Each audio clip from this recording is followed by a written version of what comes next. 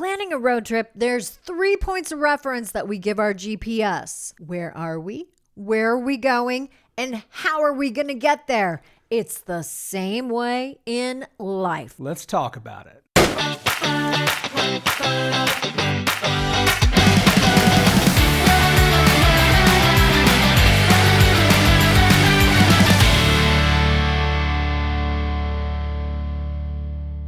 I'm Jana. I'm Jason. And we are living lucky. You are too. We are going to Kansas today. Woohoo! Road tripping.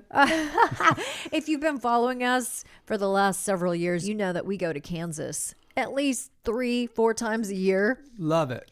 And I can't get out of the neighborhood without using the GPS. Right? And every time, even though we know the way back and forth, we've gone through different states, we know the way, we still put into our GPS, where are we? Where are we going? And then our GPS helps us navigate how to get there. And it also gives us a pretty good idea of how long it's going to take. I think that's one of the big things about in life. We would love someone to say, how long is it going to take me to get here? Right. So it kind of gives us an idea of maybe when to start. How much runway do I need? Where I can get gas along the way. Where the nearest hotels are. Or for me, where the nearest coffee place is. Where do I need to recharge if I've got a Tesla? It also tells us where traffic is, or where there's been Roadblocks. an accident, where we need to take a detour. Maybe we need to recalculate. Recalculating. And lastly, what I really have learned to love about my GPS is it allows me to share my journey with the people that I'm coming to visit, so that they can start planning. Okay, Jana and Jason are going to get there at this time.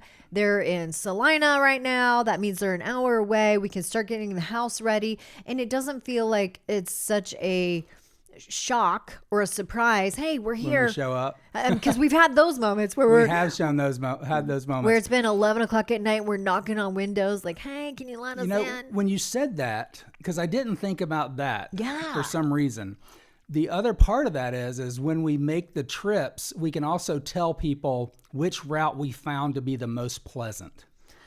Oh. Because some people are looking for a faster route. Some people are looking for a more scenic route. Some people are looking for just an interesting route. And also it allows us to create diversity in the same journey by taking a slightly different path. So true. Okay. So in our own lives, let's apply this now to designing our own lives. Many times we don't even stop to take inventory of where we are. Where are we right now? Right. And many times, I hate to say this because I am guilty of this, but many times if you ask me where I am right now, in my head, in my imagination, I'm already up here. Even though my reality may be a lot of times we live in a future here. self state of mind because we are moving very quickly through our journey, and we have been. But we stop and take time. We do. We do. I know this past year we've really stopped to take time. Yes, we have. Maybe learn to ski, learn to dance, maybe enjoy each other a little more, and to examine.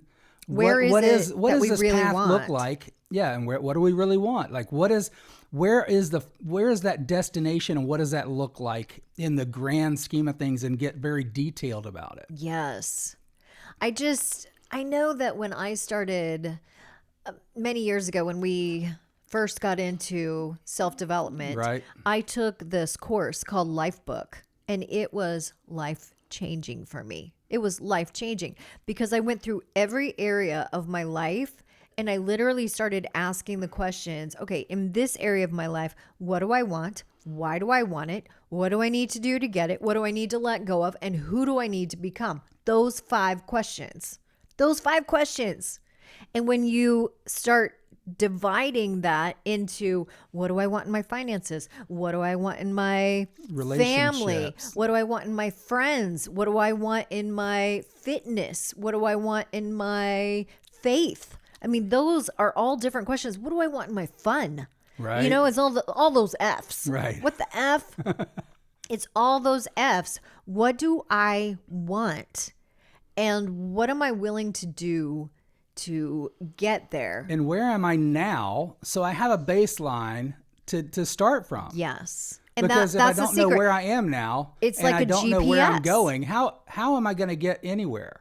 And how do I know what I'm looking for? And I think one of the other points is sometimes we need to just use that small rear view mirror to look back and build from the experience and change that story of the roads that we've traveled in the past to recognize that we're good drivers. And the road has gotten us to exactly where we need to be at the right time, at the right place to meet the people that we are supposed to meet. True.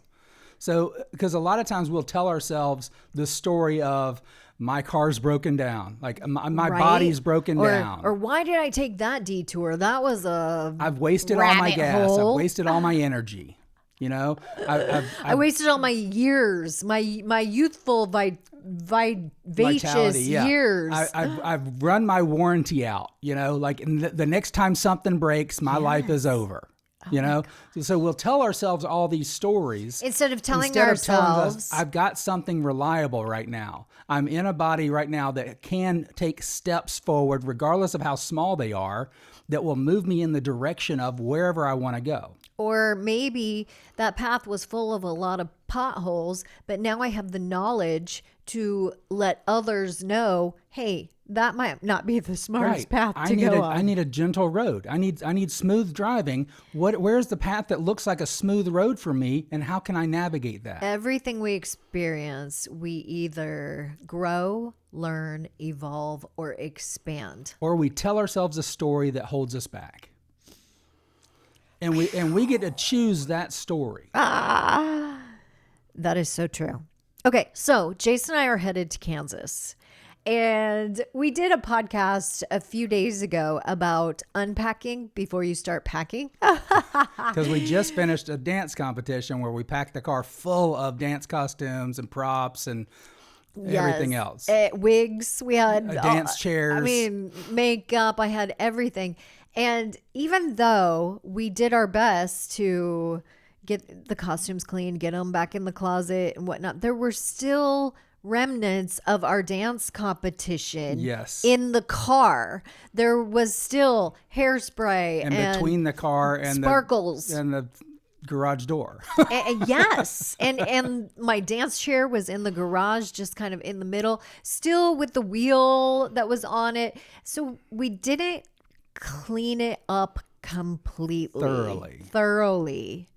And so this morning, as we have been getting ready to get on the road, we have had to actually do some just a little more detailing, unpeeling before we can start building again. And that is another lesson in life, because many times we just want to continue to compound all of this without... It's rushing the process. Yeah. How many Cleaning times out the car. do we jump from one thing to the next, and then we find ourselves... So I see this a lot of times in careers.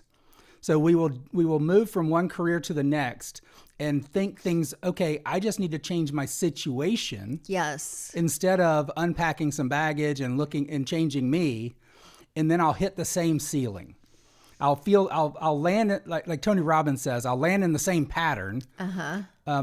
It's incredible when we don't unpack the baggage and we say, I know where I want to go. Yes. But then I've never examined exactly where I am, because where I am includes the baggage that I have in the car. Okay.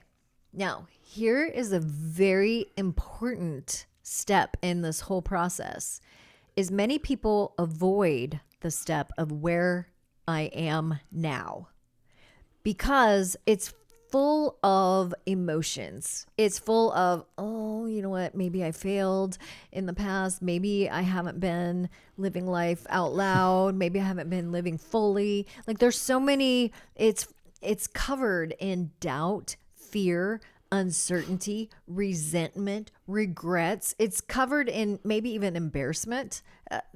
all of those lower emotions. It depends on the emotions. story that you tell yourself about it. Depends on the story. But the problem is that story creates the now. But if we don't, what I'm trying to say with us not unpacking the car, if we don't unpack the car and start fresh, then we just start compounding our baggage. Does that make sense? 100% to me. So what we need to do is unpack and make sure that we're starting at where am I now? Fully, and almost brutally honest about it. Where am I? Where am I now? Yeah, because if part of unpacking that car is this story of disempowerment, then we need to work with someone to say, what is the other truth in that story?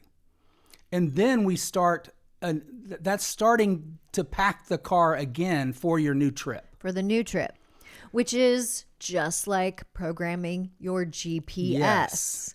It's almost working with a life coach or someone who can see it from an outside perspective. Like, this is where I am. That's packing your new beliefs. That's packing your new identity. That's packing the new clothes you're going to wear for wherever your new destination is. Then the next step is you program, where are you going? Your destination. What does it look like? What does it smell like? Who are the people you're around? What are they saying? What are the words you're hearing? There's so many different ways we could take this, but what I want to really emphasize is start with the ending in mind. How many times have we heard that in everything? We have not only heard it many times, it is finally really absorbing because it makes sense. If we just get in the car and say, we're going on a road trip, and we just start going willy-nilly. If you're just driving, a lot of times you're going to get tired of the journey because you're just driving to nowhere. You almost get burnt out, or you start, which has happened to us, 100%. Specifically me, in even starting our business. I just started, which is good to get moving and get you burn through your resources. It's like if you just went driving, if you're driving to nowhere, you just end up running out of gas, putting miles on the car, putting wear and tear on the car, and you end up in nowhere in particular. BFE. Yeah, in BFE. And there is beauty in that whole process because you do learn to be self-sufficient and along you get the way. Experiences. So again, that's our last path that we have taken. However, we have decided this time it's better to start with an ending in mind. And when I say an ending, I'm talking about a clear destination in your life. I'm talking about really visualizing. Like Jason said earlier, what does that look like? What does that feel like? Who is surrounding me? Almost like visualize, where am I going in this dream? What are the tastes that I taste here? Like all the senses. I think what I feel like is huge. Really maybe the most important when you are manifesting or when you are communicating with the universe. How do you want to feel when you are at the end of this, and then embody that feeling and that energy? Yeah. Well, one of the things is because you'll know. It's one of those things, if you are embodying this so much, it's like when you come home from a long trip. Yes. And you get close to home, you start smelling and recognizing. Like when you walk into your house, you're like, that's my home. Yeah. And that's how I'm feeling right now going to Kansas. And that's how you feel when you are in life and you've been so visual and so imaginative about this place that you want to be and end up in life or go to in life. You will arrive there, you'll start arriving there, and you'll start smelling and feeling, and it will. You won't start smelling, but you'll start smelling. Yeah. Does that make sense? Yeah, you won't start stinking. You might if you're working too hard. But it will start feeling so familiar to you that you now know I'm arriving at this place, and then you will start imagining the place just beyond that's the next most beautiful place in the world. Now, the last thing that I want to address is that GPS helps give you the path. This has been the most important lesson for us because we aren't needing to reinvent the wheel. The paths have already. If I had listened to that advice, you don't have to recreate the wheel. Success leaves breadcrumbs. People have already been down the path that you're going. No matter where you're going, there's been someone somewhere in some time that has done something very, very similar. And so there are templates, there are roadways, we don't have to take our machete and literally start chopping through the jungle. Now, that is an option, and it is fun, and we've done that as well. It doesn't mean don't be unique, don't be your own template, but it means that you can actually just follow someone else's success pattern. And still get to where you're going with the guidance and help of people that have already been down the same similar path. Yes. So that you're not creating everything from scratch, because so much has already been laid. The concrete is out there. The pavement's been laid. That has been a huge mistake that you and I have made. And it's cost us a lot of resources. It has cost us a lot of money. And I think mostly that came maybe from me. No, it came in that I was like, I'm unique. I'm different. This is both of us. Yeah. Because we go to a conference, and I talk about this in my book, that my thought pattern from when I was a kid was, I hear you in the conference. I hear you coach. I hear you speaker. My situation is different from everyone in the room, all 3,000 people here.